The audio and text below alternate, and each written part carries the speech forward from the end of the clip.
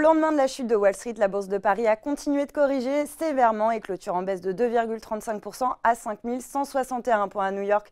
Les marchés, eux, tentent de remonter la pente après une ouverture en nette baisse, mais le flight to quality continue de dominer la tendance avec des investisseurs qui continuent de fuir les actifs risqués et en premier lieu les actions. La volatilité, quant à elle, culmine à 18 points, son plus haut niveau depuis novembre 2016, signe que les marchés sont déboussolés et s'inquiètent de voir la Fed remonter ses taux plus rapidement que prévu. Du côté des valeurs, les secteurs les plus cycliques subissent les plus lourdes pertes. C'est le cas de Technip FMC qui cédait de plus de 4% à 25,69 € et Total qui redonne 3,64% à 44,14 € malgré la bonne tenue des cours pétroliers.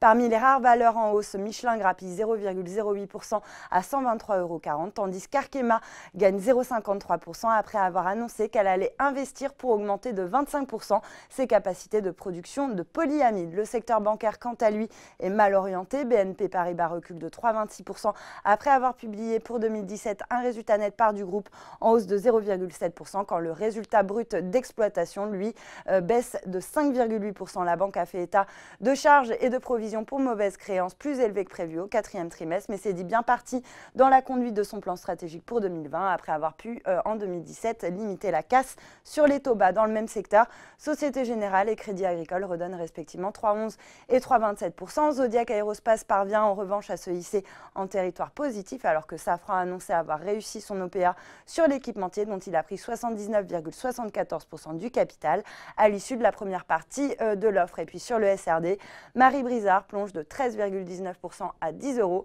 suite à des ventes décevantes au quatrième trimestre et une absence de perspective encourageante pour 2018. Voilà, c'est tout pour ce soir, mais n'oubliez pas, toute l'actu éco et finance est sur Boursorama.